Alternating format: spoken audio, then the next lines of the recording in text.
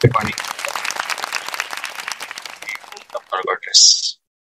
We're going to continue the discussion for the subject productivity and quality rules.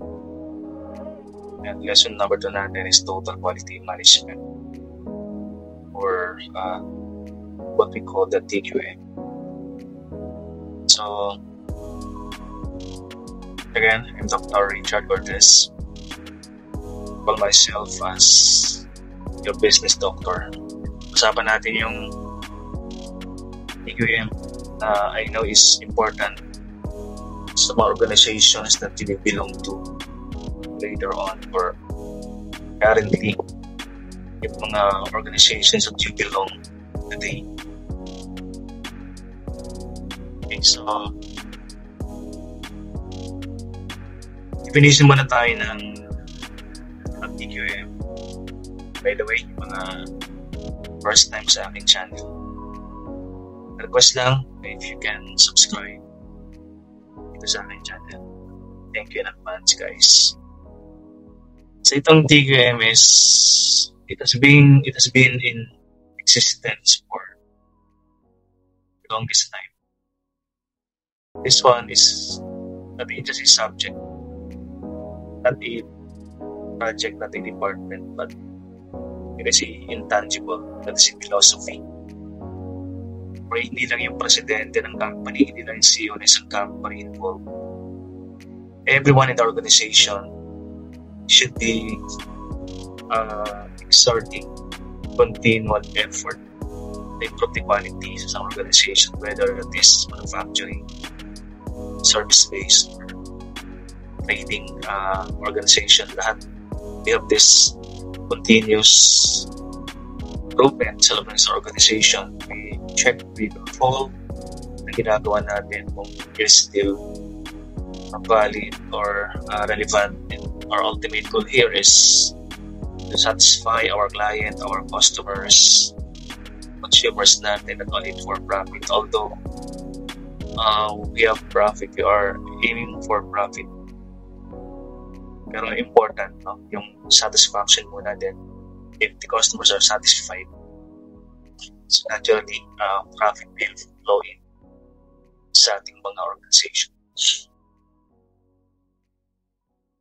Okay, so the approach of the TQM, hindi lang tayo nag-start sa loob ng ating company. We should be looking outward. As I said, customer satisfaction and profit will come automatically na pag we are satisfied. If we are not satisfied, we won't have buyers, so we will not have revenue, and profit will be affected if we are not satisfied. So we should be aiming for what the customer wants by providing them quality goods and services. Kasi customers, we know that customers are the lifeblood of our organization. Pag wala tayong buyer, so affected yung ating profitability. And number 2, so in our organization, we should design a product or service that meets or exceeds customer wants. So basically sa business, we should be doing market research first before developing or designing a product based on the result of a market research. So we should not be designing product na kung ano lang natin gusto or gusto ng organization natin. So we should be consulting, no? Yung mga customers natin kung ano yung mga gusto nila, example sa mga tangible products like cellphones.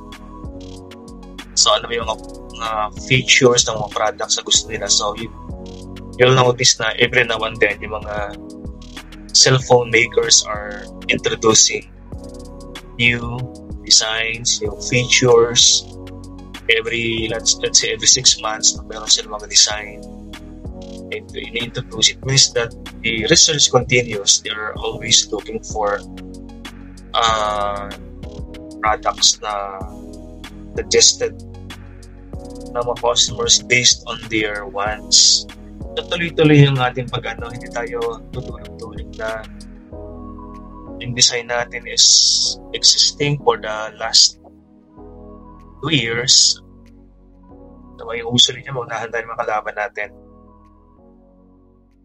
Design processes that facilitates doing the job right at the first time. So, hindi lang ang innovation kasi, it is not only existing sa product or service. Innovation can also be done sa process. Example, streamlining yung flow or queue ng mga customers sa loob ng iyong organization. Pag muna ay masyadong maraming pila, dami nakatayo. Then you should be designing it in a way how to streamline yung flow sa loob ng organization para makabilis. And yung wastage of time, wastage of effort will be avoided because of the innovative process sa loob ng this organization. And it's also important to keep track of results.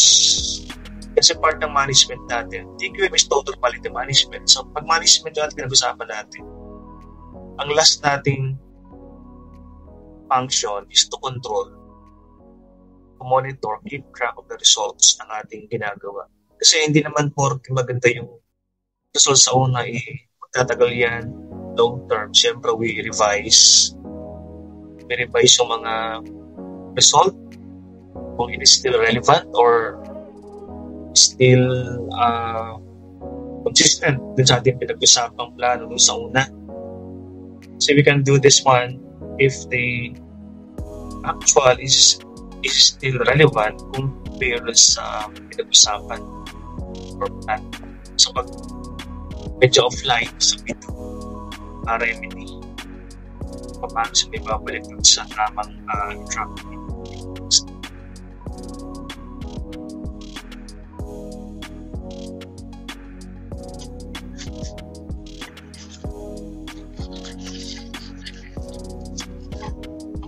I extend these concepts to suppliers.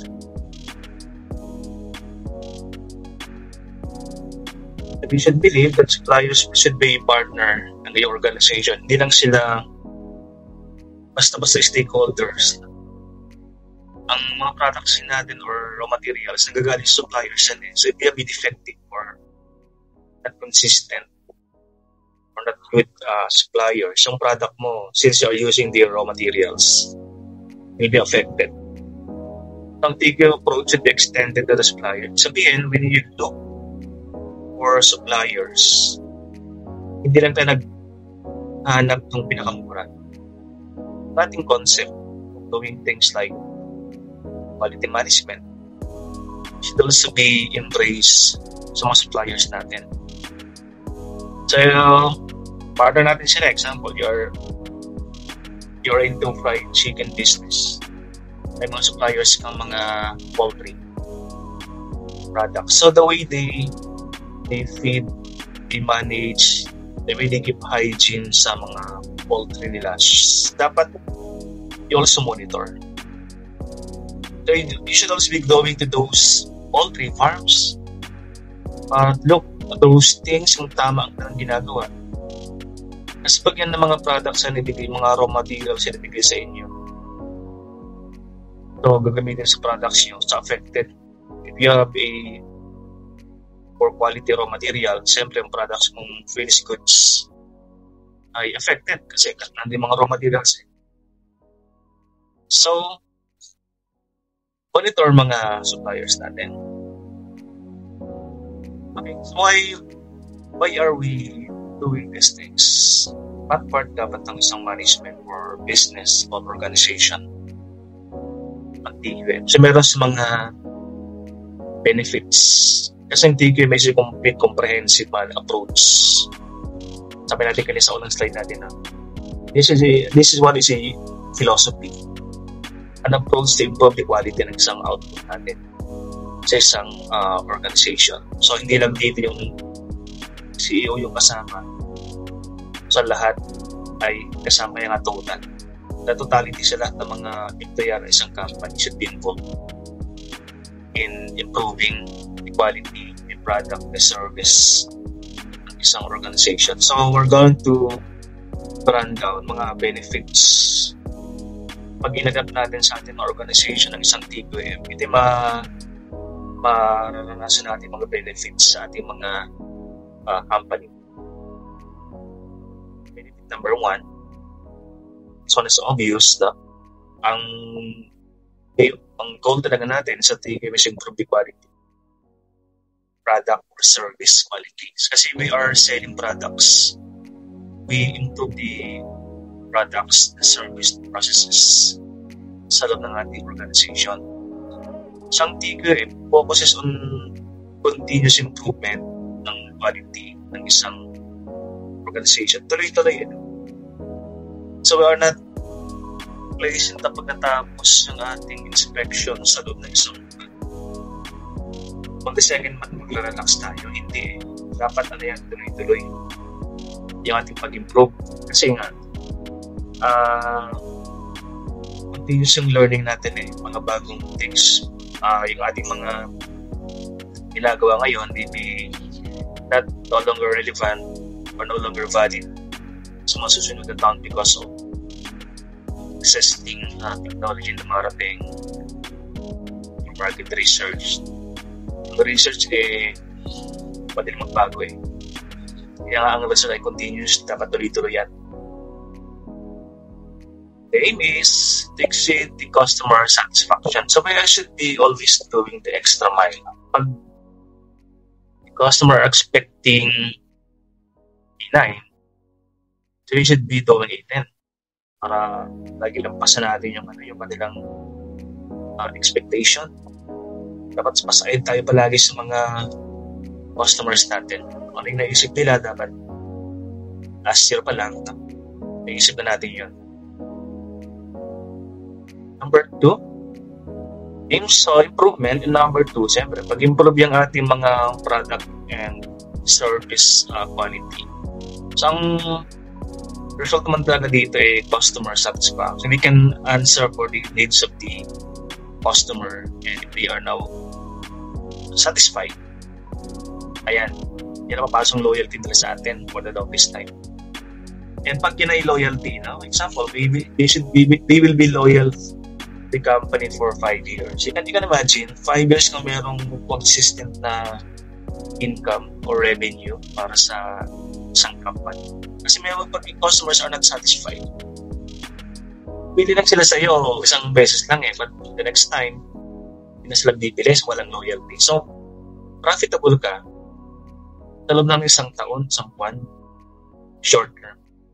Pero pag loyal mga yan, they will stay with us for 5 years. You can imagine, long-term success, long-term yung profitability ng isang company.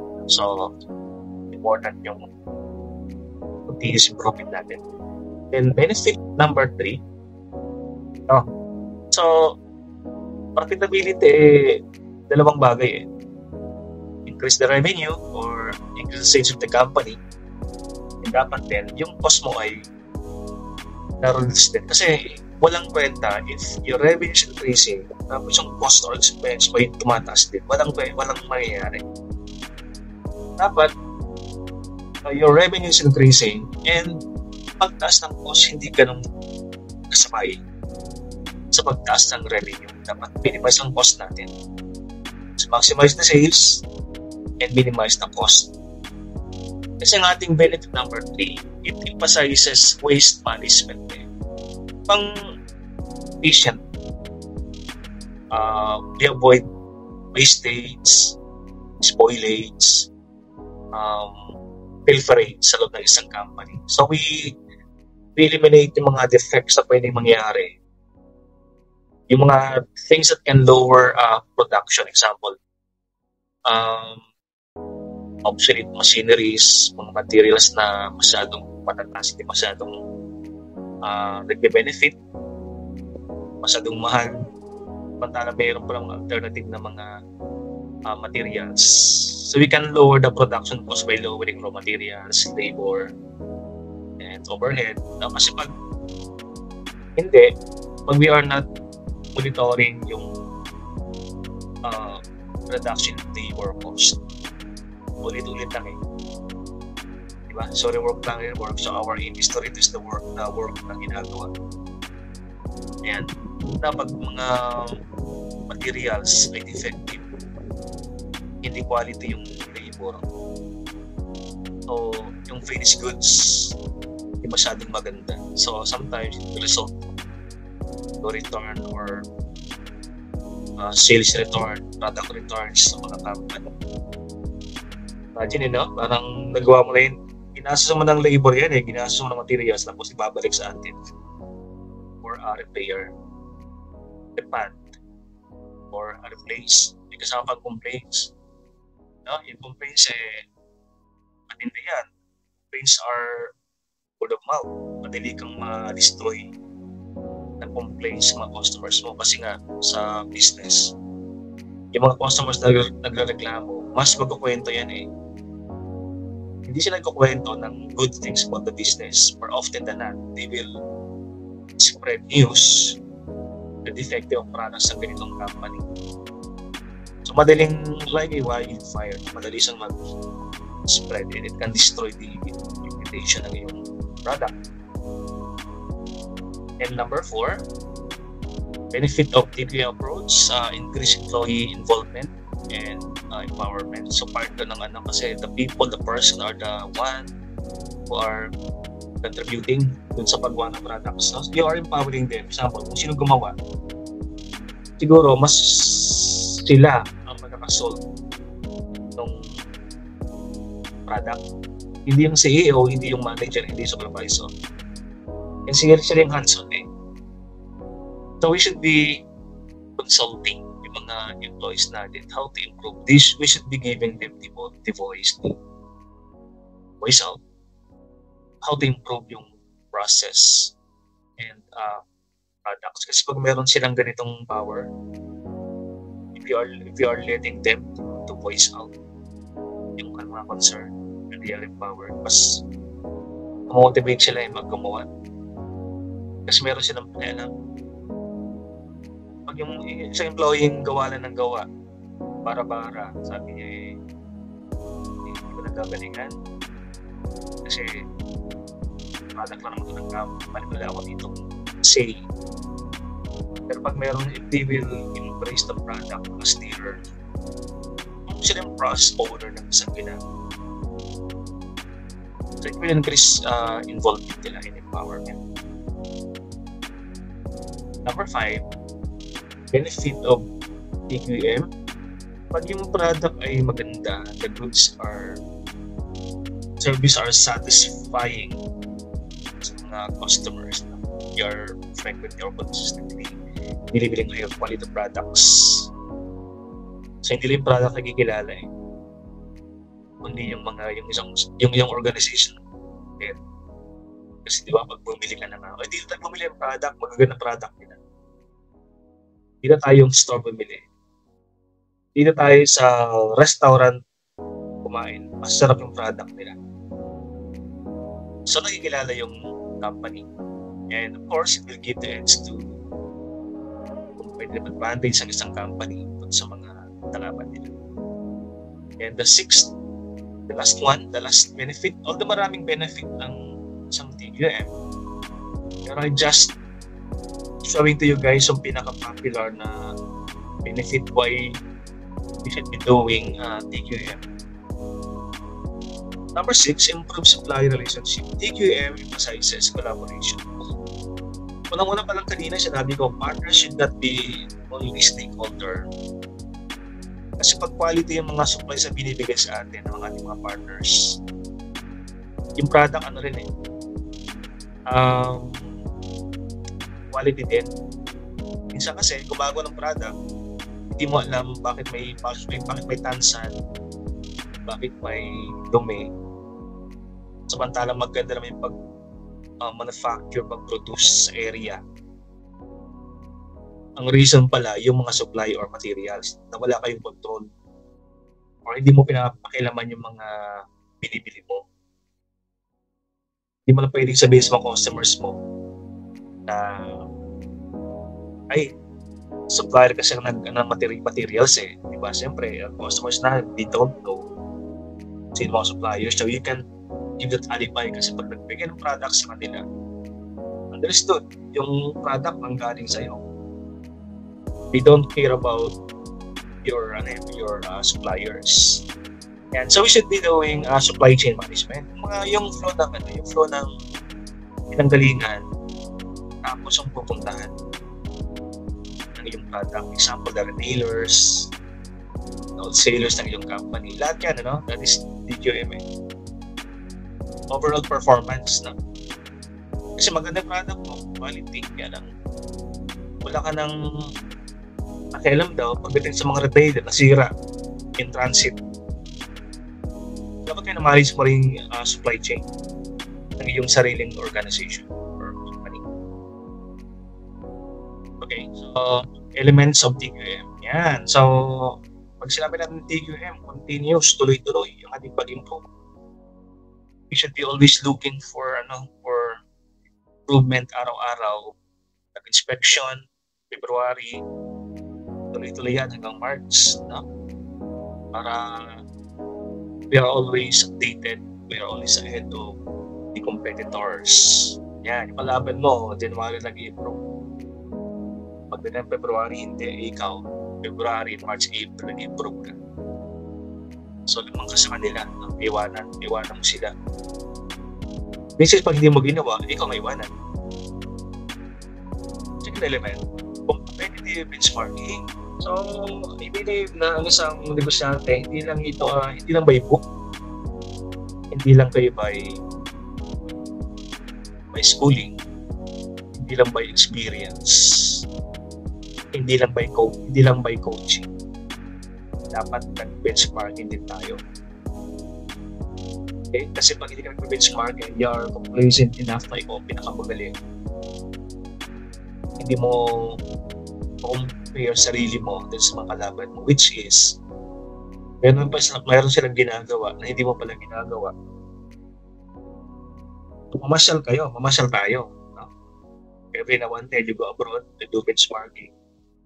Yan, maganda yung talagang ikaw mismo na nakakita eh. Yung you will do you are a mystery shopper, mystery customer. Alam mo, customer lang, di ba? Pero pala you are doing benchmarking sa mga restaurant, retail stores, anong latest. Para meron kang magandang competitor analysis para sabay ka sa kanila. Number 3, so lahat ng owner ng isang process, section, department, product, project, we should call them as the process owners. Kumbaga, they should embrace talagang sarili nila yung ginagawang process or product. Para pag nag-inspect, talagang itong bahay ko, yung aking department, ito yung aming ginagawa. So, I'm really involved in improving the product. Yung approach, always believe na isang organization, mga department nagkakasama yan. Sa loob ng isang department, isang team sila. So hindi porke sinabi pag taga-marketing ka ay hindi ka naman pag-uusap sa mga taga-production, accounting, and HR. So cross-functional tayo. So dito, if you have time, you have the resources, yung team building ng iyong company should be a regular exercise ng company like quarterly, semi-annual, or annually. Pinapatagal annually. Huwag lang every 2 years. Yung mga companies akong napasukan kahit hindi nag-team building. Matalang team building is important sa isang organization. Okay, if you can do that quarterly, if you can do that semi-annual, o at least summertime, ginagawa natin yung team building. Magkakilala, na wawala yung friction. Mahirap mag-process ang company na mayroong friction. Mahirap mag-process ang department na mayroong kang kagalit. Diba? Implement decisions based on facts. Ayan, sabi ko kanina we should always be doing market research o research sa labas ng organization. Hindi natin hinuhulaan yung mga bagay-bagay sa loob. So research should be a way of life sa isang organization, no? Not based on hearsays, not based on opinions. Alamin natin. So pumasyal ka sa loob ng iyong organization. Sa labas naman, you do market research.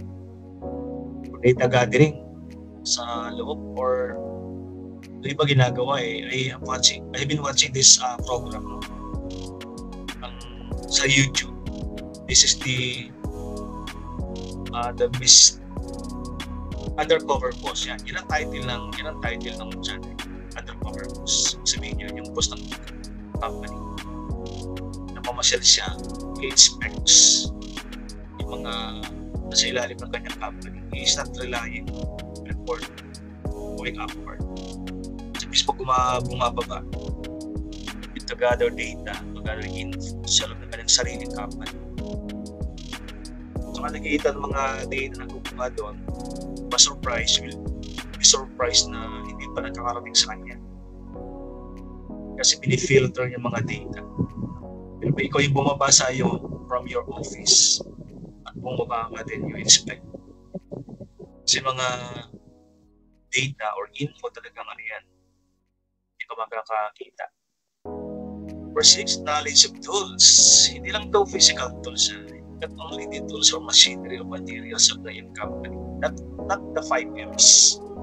Hindi siya money, hindi siya materials, kundi yung mga tools na pwede natin gamitin sa ating mga sariling company. Marami mga tools na online sa internet pwede mong gamitin.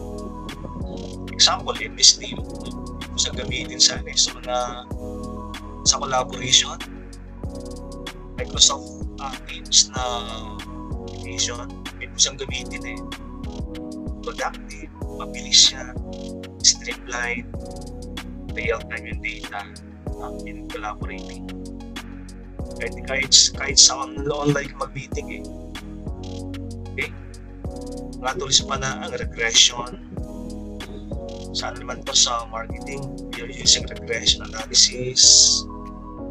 Mga on-site man, mga can use AI in marketing. You can use social media, you can use AI. Yan. You can use monday.com na mga data in analyzing. So maraming pwedeng gawing improving the quality. Supplier quality rin. Ayan, ulitin na naman natin. Hindi lang tayo gumagawa ng products, but the suppliers should be involved. As your partners, they are providing the resources or the materials. So alamin natin yung pinanggagalitan ng products na ating ginagawa. Kasi component yung mga materials. Pag yan na nabuo na masama sa product mo, that is your product na.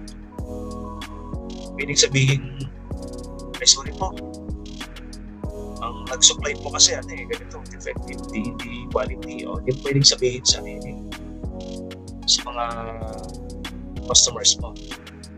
Should not be blaming suppliers natin, instead we collaborate with them. Champion, isipin na champion. Pag sinabing champion, you are the champion. Ikaw yung nagpo-promote. Ikaw mismo. Example, yung sarili department. May makatabi kang department na hindi masyadong quality, hindi sila masyadong well-versed, or they don't promote, they don't patronize quality. So ikaw na mag-start ng quality. Para mahawa yung mga katabi. Ikaw na mag-promote. It should start from you. Huwag na maghintay na somebody will initiate the quality management ng isa yung company. Saan mo? Quality at the source. Ayan. So yung kanina, Yung product may pinanggalingan, so yung the root, yung go deeper at the root, bakit not effective. Okay? So you go to the root of the process, the product, para malaman mo yung yung pinaka-source but defective or but hindi quality. Ayan, so number 7, number 10, so they are almost the same, supplier quality. So piliin natin mga suppliers natin, bayaran sa tamang time, kasi pag hindi sila satisfied, example sa payment coming from you, so hindi sila gaganahan pag-supply ka agad. Sabi ng supplier, ay wag mo nang bigyan yan, hindi pa nagbabayad, wag mo nang bayaran, wag mo nang bigyan kasi mahirap singilin. You should have a good relationship sa mga suppliers. Elements, yan. So ang mga Japanese for the longest time, sila yung mga pasimuno ng mga quality sa lahat ng aspect ng mga organization. Mga Japanese are very famous. Maraming company sa Japanese. Hindi pag sinabi natin gawin Japan, is synonymous with quality. Sa Japan kasi, never-ending improvements ng kanilang ginagawa in converting the input or the raw materials into output.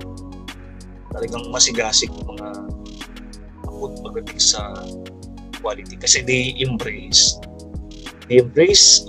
example quality not only as a process but tangible yung that is their philosophy. Lahat ng gagawin sa lahat ng ginagawa nila, that is their philosophy, yung quality. Pero nga siya ng mga word na Kaizen, Japanese word for continuous improvement. Yan, so this one is very famous word. Yung company Kaizen palagi ang ating gagawin. Tuloy-tuloy ang pag-improve natin, paghahanap ng improvement. Pag hindi ginagawa ng mga boss nyo, ikaw mismo mag-initiate ng improvement sa loob ng iyong sariling company para okay. So quality of the source, yung sinong process owner ng isang department, ikaw yung magpasimuno. Hindi yung ba't hindi quality ito? Stage number 3, bakit hindi quality? Kasi hindi quality stage number 2. Kasi hindi quality stage number 1. Pero pag stage number 1 pa lang, ay quality na yung ginagawa. Chain reaction na yun Diba? Domino effect kasi pag may complaints sa pinaka-last. Domino effect na yun Be vigilant in monitoring quality. Then pa lang sa tao na responsible sa paggawa. Example, yung supplier, okay naman ang kanilang materials pag-deliver. So pagdating sa company, walang problema. Pero pag may problema sa supplier mo, kahit magaling ka, kahit maganda yung gusto mong gawin, ang different as supplier, so yun ang source natin. But assuming na maganda na yung sources, maganda yung supplier, hindi ko na yung gagawa, it will now start from you para galingan. At may Six Sigma. Pag sinabing Six Sigma, ito yung defect na for every million daw, 3.4 defects lang. So that is very minimal. 1 million. Kasi hindi naman talaga natin ma-perfect yung lahat ng products natin. Pag yan ay 1 million, hindi natin ma-perfect yan. Meron talagang talagang mga defects na mangyayari. So we should be reducing defects pag sinabi natin 6 Sigma. Right? 1 million tatlo okay lang defect. Yan. Pero pag sinabi 1 million, tapos ang defect ay 10,000, masyadong malaki na yun Kasi meron tayong, sige, acceptable ang error. Huwag lang tataas ng 3.4 ang error natin. So, acceptable. Kapag 20%, no? 20 sa 1 million, masyadong malaki ng defect yan, no? There's something not good sa process. So yung Price Six Sigma, ito yung process for improving quality. We reduce the defects, we reduce the cost, we reduce spoilage, wastage, and filter rates. Ang goal natin sa Six Sigma, increasing customer satisfaction. Wala tayong pinanito profit yan. Customer satisfaction yung ating pinaka-goal. At tayo sa Six Sigma. Kaya tandaan nyo 3.4. Programs ng Six Sigma. Sa improve quality, save time. Kasi masyado kasing ang trabaho hindi streamline yung ginagawa sa loob ng isang company. Masyado maraming pinagdadaanan, masyado maraming red tape, napaka-bureaucratic, napaka-chaotic. No? Imagine ilang oras bago matapos ang process. Pag sa mga university, ilang oras bago matapos ang enroll. Masyadong matagal. So we can save time by streamlining, by eliminating those irrelevant mga process ng isang organization, isang company. At na-eliminate natin, syempre, it will cut cost. Example, may isang position na na hindi pala masyadong kailangan, we can combine two positions. Eliminated on labor cost. Employed, saan ginagamit ang Six Sigma? Lahat naman pwede pag-gamitin, pero that is Six Sigma is very prominent sa pag-design ng mga products, sa production, service, inventory management, and delivery. So ito lang, may ilang mga areas na pwede natin gamitin yung Six Sigma. Example, designing products, di ba? We can streamline, compact the design of one product. If we can we can shorten the production line. Pwede natin pagsama-samahin yung mga ibang mga task. If we can speed up inventory management, we can deliver na mabilisan yung mga products natin, eliminating shipping cost. O yung mga Six Sigma programs pwede natin magamitan. Okay, so Six Sigma, providing strong leadership, defining performance metric, it is important. So Six Sigma, although nag-uumpisa sa mga source or process owner ang Six Sigma management. Pero pag walang support ng management ng company, ginagawa natin, hindi na rin masyadong mamotivate gumawa. Pero pag hindi are supported lahat ay meron kang discover na yung method, pinremote ka ng sarili company, ang may-ari ng company, pinremote yung sinasabi mo, ganado ka motivated ka. And Six Sigma, sensitive condition improvement, meron ka dito mga checkmark dapat na magandang naka-record yung mga metrics or performance checkmark, checklist. Kapag ito yung hindi nagawa, no? So meron kang chinechikan dyan, nagawa ba natin ito? Checkmark, check. X. Yan, so enumerate natin yung mga metrics sa performance management. Okay, example, innovation, popularity, cost. Yan. Lagyan natin mga metrics na yan. Selecting projects likely to succeed. Part yun ng streamlining, May mga project na, na we can eliminate patong cost.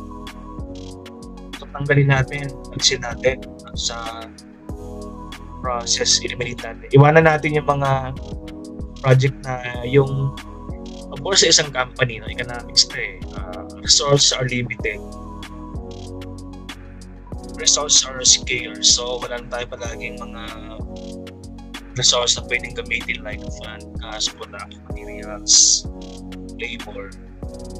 Kapag hindi kaya, we do the Six Sigma, eliminating those projects na hindi masyadong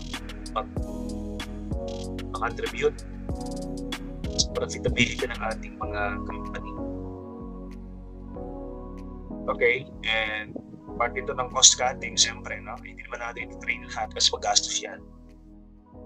But by selecting and training the right people for the right job, tapos i-echo nila lang, sila na mag-echo training sa mga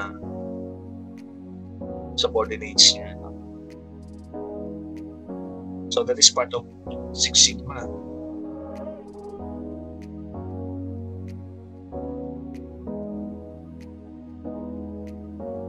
Okay, for a while.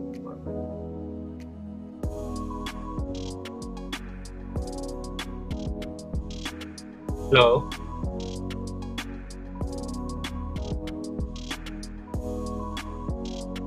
Yes?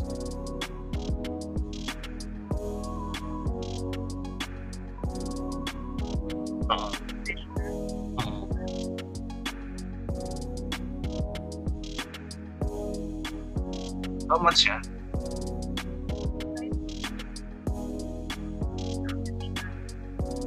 Then reduce to 6.8, di ba? Yan ba yung reduce to 6.8? Tumama na lang. Hindi na ako abot. siguro, sige, next time na lang ako mag-avail. Okay, bye-bye.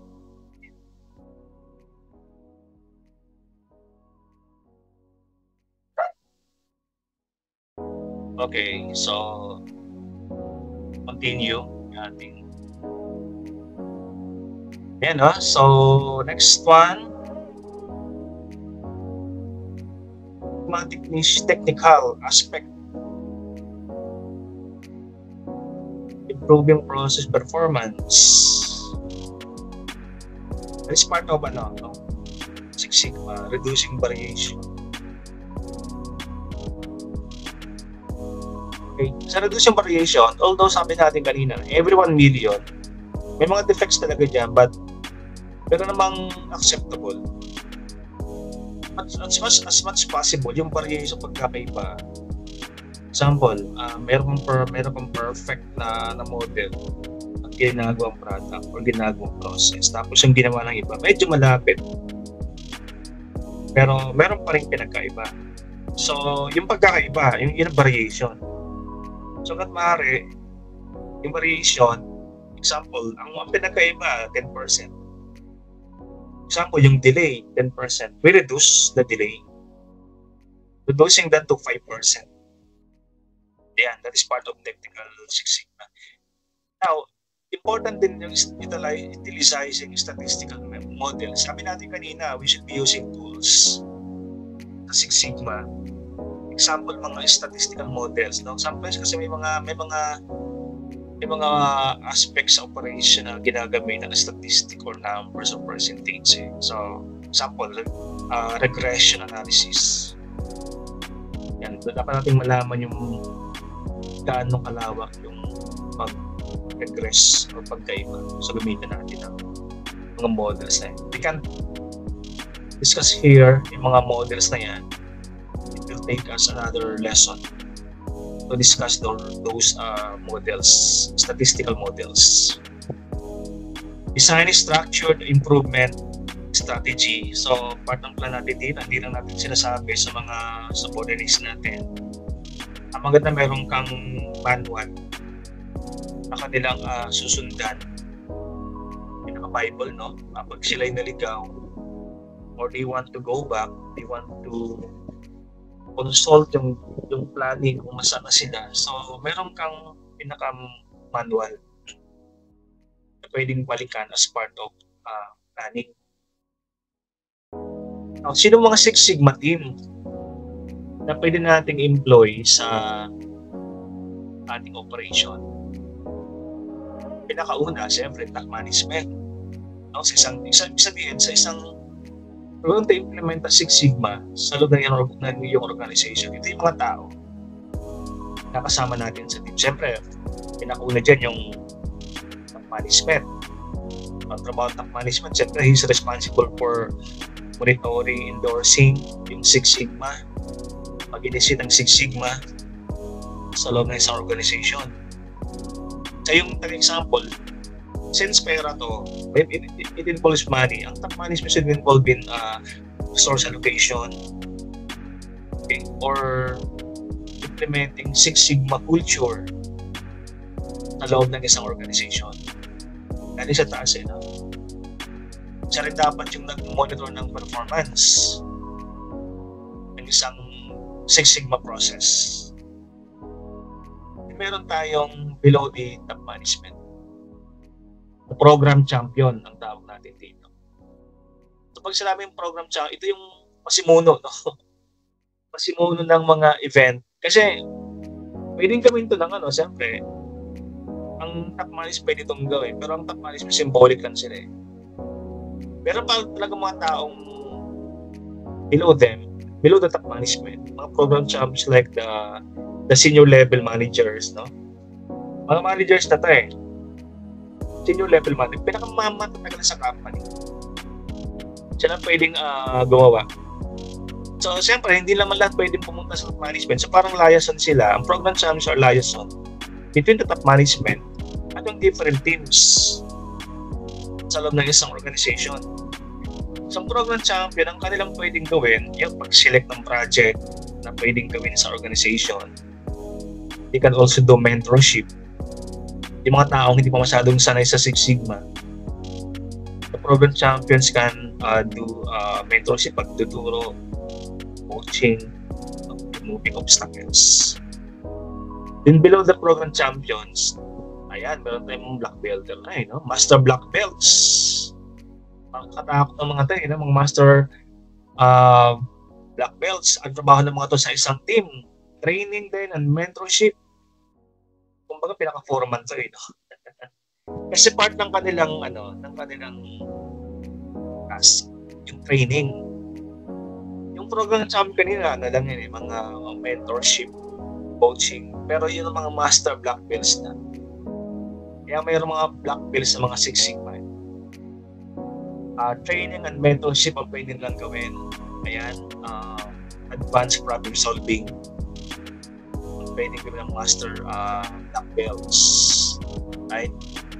Then below them, pag mayroong master black belts, below them, mayroong mga black belts. No? Hindi naman masyadong master. Pero mga black belts ang tawag natin sa kanila. So ano bang pwedeng gawin ng isang black belts? Ito na yung mga leaders eh.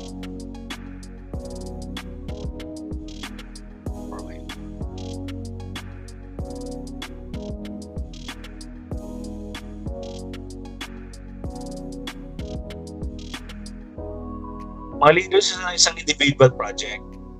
Hinahati na natin yung mga projects. So the black belts are the leaders of individual projects. May 5 project gagawin yung company.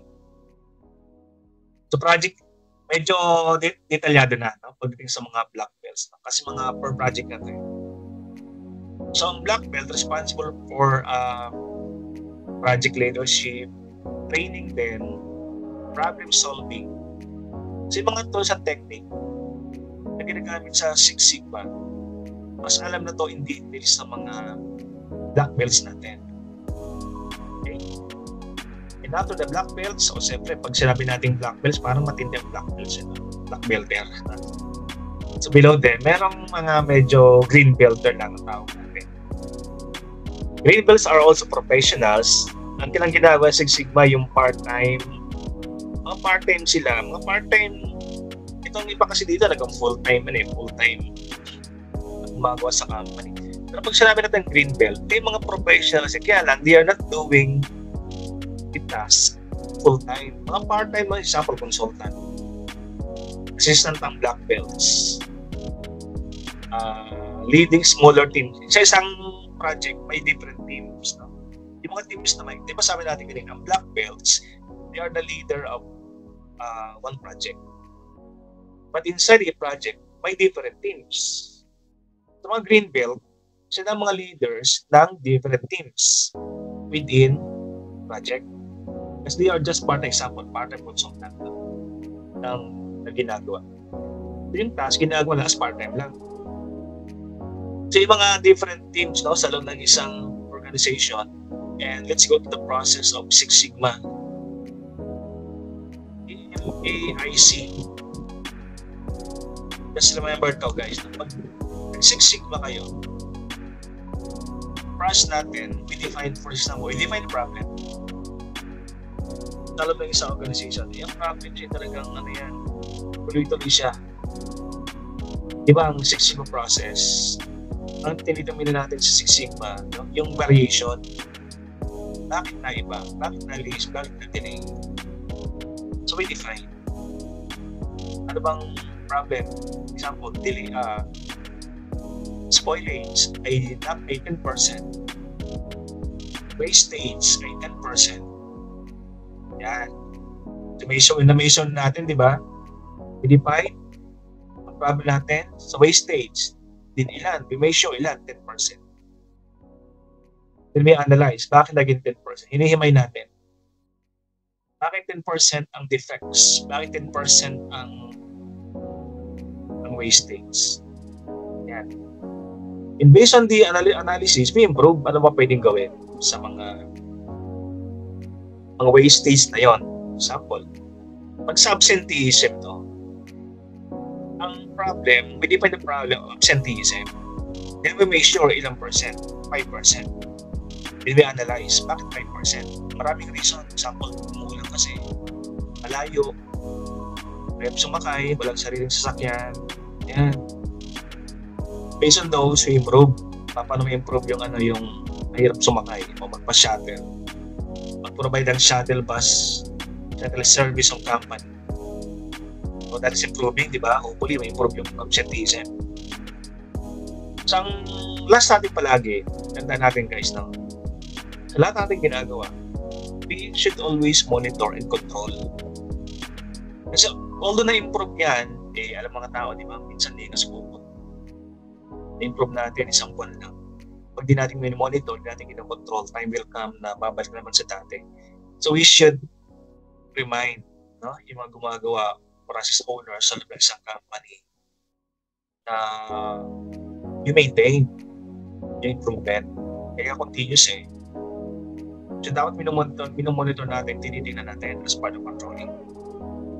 Right? So that is the process. So let's go to the obstacles to implementing TQM. Bakit nahirapan?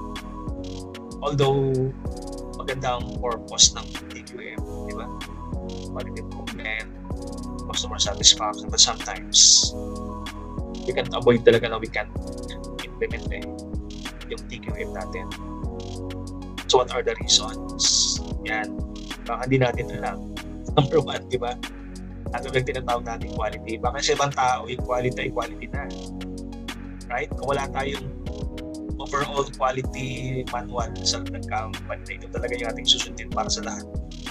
Hindi individual. Para ma-define natin, no? Kung ano talaga yung quality. Example, okay lang ma-delay, kaya lang huwag nalampas ng 3%.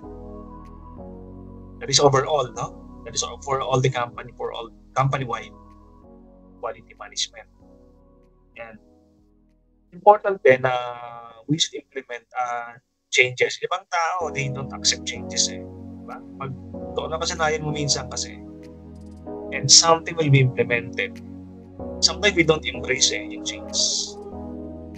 So, obstacle yan acceptance. So, anong remedy dyan? Pag nag-implement ka ng change, make it a point ng mga affected ng change, isama mo sa process para di sila ma-surprise. Ang lahat na gagawin natin, we should always put in our mind na ito yung para sa customer. This is not for the company. Customer focused tayo. Goal natin is customer satisfaction. Yung profit, secondary lang kasi automatic naman, di ba? If we focus on the customers improving their satisfaction, automatic loyalty. Pag naging loyal yan, yung profit will easily come kasi long-term profit pag loyal sila Alright? So ano pang obstacle? Iba kasi ginagawa, hindi customer focus, naka-focus sa profit. Real employee empowerment, baka mamaya hindi naman talaga empowered may employee, baka kunwari baka sa papel lang sila empowered, hindi natin talaga binibigyan ng ng empowered na empleyado natin. First month lang sila empowered. Pag second month, balik naman sa dati. Right? O sometimes walang strong motivation. Empleyado natin. Diba? Hindi na palagi pera, hindi na palagi salary motivation. There are lots of things na motivate my employees natin. Hindi palagi pera. Sometimes camaraderie. Sometimes teamwork. Sometimes professional development. Sometimes reward system. Yan. Yung nga motivate sa kanila, hindi palagi pera. Although, magbibigay ng pera, di samahan mo na ibang motivation. Kamusta, Kel? Wala tayong masyadong time to devote on quality kasi we are devoting our time in doing our tasks. Masyadong maraming trabaho ginagawa. Wala na kaming time to focus on quality. Initiative. Wala kaming time sa mga meeting na yan. About Six Sigma. Right? Masyadong maraming ginagawa. Now, pag wala naman talagang leader na mag-provide ng motivation, mag-guide sa mga subordinates in improving quality. So wala naman silang susundin, walang susunod. Si boss nga hindi ginagawa eh. So pwede hindi rin namin gawin. Obstacles implementing QPM. Poor inter-organizational communication. Sabi ko kanina cross-functional lang isang department. Hindi porket accounting or finance ka ay nakahiwalay ka na sa marketing. Siyempre, nag-uusap kayo. Dapat inter-organizational. So, affected yan eh. Example, yung production at HR magagalit. Hindi nag-usap. Pag ganun, sabi ng production, bakit ang papangit, hindi masyadong maganda performance ng aming mga production? Sabi ng HR, wala naman ko yung binigay na listahan ng mga skills needed sa production. Pag nagbigay sana kayo, ito yung mga quality or skills na hanapin namin sa mga applicant na mapasok sa company. One example of communicating. Ang quality, kaya nga continuous improvement, continuous tuloy-tuloy. That is not a quick fix. Kapag sinabing quality, inayos mo ngayong araw na to. And you will assume na forever na siya. Continuous. No? Tingnan mo kinabukasan. Tingnan mo after 1 week kung ganun pa rin siya. Not quick fix. Emphasis on short-term financial result. Sabi ko kanina, loyalty, di ba? Customer satisfaction is the goal of Six Sigma or quality improvement. Pag sila satisfied, maging loyal customers yan for the longest time, 5 years. Pag 5 years, ang profit ng company maganda. Yan ang long term. Pag short term kasi, 1 month ka lang profitable kasi hindi mo na inulit, hindi mo na in-improve yung process. Kaya customers natin, they are hungry sa bago. Diba? So satisfied lang sila sa loob ng 1 taon. Second year, hindi na satisfied. So nagtaka ka, second year, ang profit mong bababa na. Hindi sa long term. Avoid office politics or internal conflict or internal political and turf wars. Kaya nga teamwork eh. Kung masyadong malaki yung company, pag taga-accounting ka, parang isolated ka. Ang taga-accounting at taga-finance, parang isolated siya, parang masusungit. Ang tingin sa kanila parang mukhang pera na or parang they are always auditing yung ibang mga department. Pag taga-marketing ka naman, parang ayaw mo. Kaya important guys na ikaw nagpa-team building. Pag masyadong malaki yung company, invest on team building. Sabihin, once a year or every 6 months, pag-team building ka, magkakasama mga department. Okay, to avoid turf wars or internal conflict. Yung pwedeng gawin dyan ay yung mga ginagawa to sa isang university ko, ano, yung mga magkakaibang department, may nagsasama-sama sa isang room. Example, isang room, 5. Hindi puro taga-accounting yan. I-divide mo yan. Isang room, may taga-accounting, may taga-marketing, may taga-finance, production. Para pag meron kang 3-day team building, 3 days silang banding from different department. No, pagbalik sa company yan, gulat ka, nag-usap-usap na yun.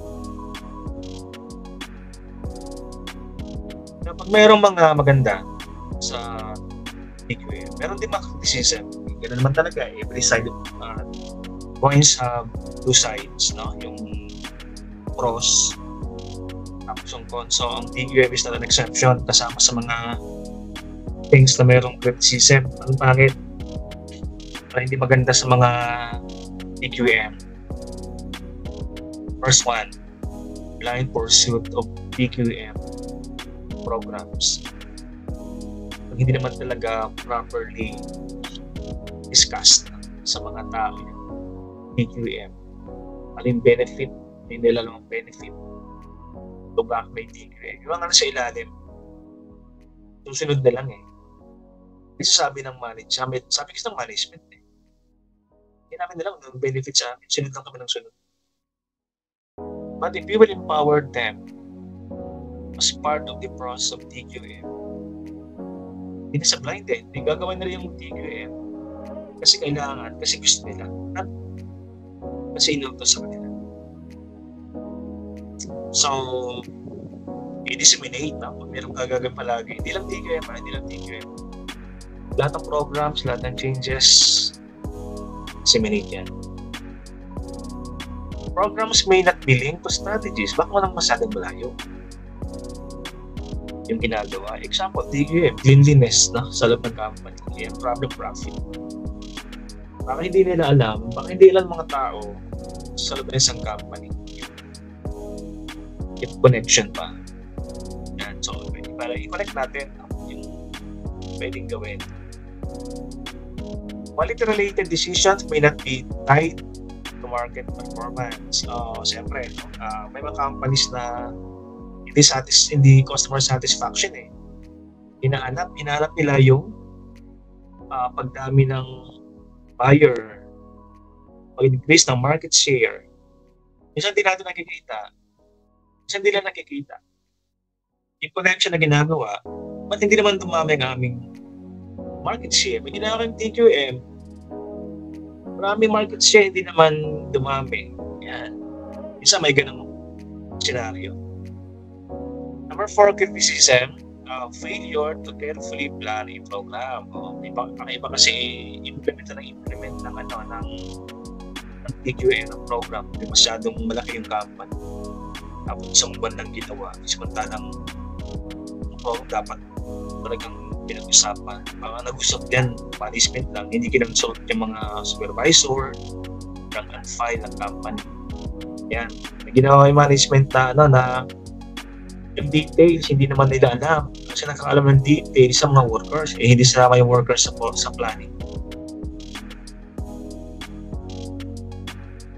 So yung mga criticism ng TQM, but we have noticed guys na mas maraming benefit ang TQM na pwede natin gawin sa ating mga sariling organizations, mga company. Alright, so I know that one's the last slide. Salamat po sa pag-watch na aking video tutorial. Once again, mag-click naman ang aking subscribe button.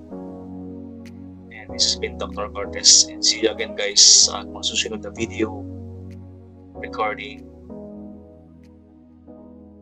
See you around.